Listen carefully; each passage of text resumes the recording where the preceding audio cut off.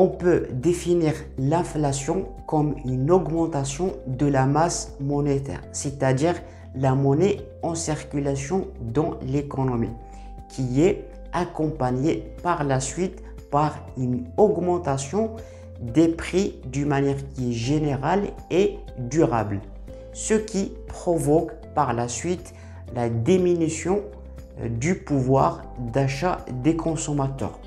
Ce qu'il faut savoir aussi, c'est que un taux élevé de l'inflation constitue un danger pour l'économie et pour le pays d'une manière générale. On peut dire qu'il y a deux types d'inflation. Il y a l'inflation par la demande et l'inflation par les coûts.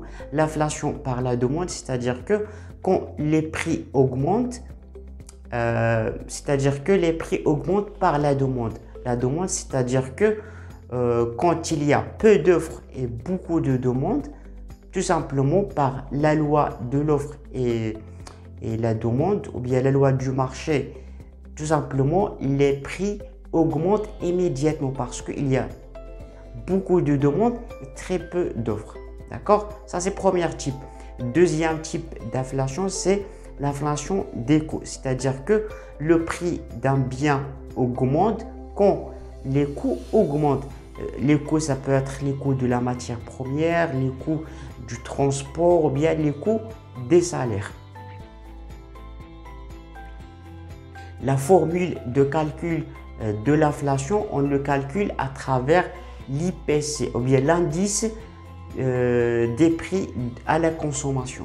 Donc, qu'est-ce que ça veut dire IPC? Tout simplement, c'est un instrument qui permet d'estimer ou bien d'évaluer la variation des prix des biens et services dans deux périodes différentes, année N et l'année N plus 1, pour savoir combien les prix s'est varié, pour ensuite calculer le taux d'inflation. Est-ce que c'est 1%, 2% ou 3%?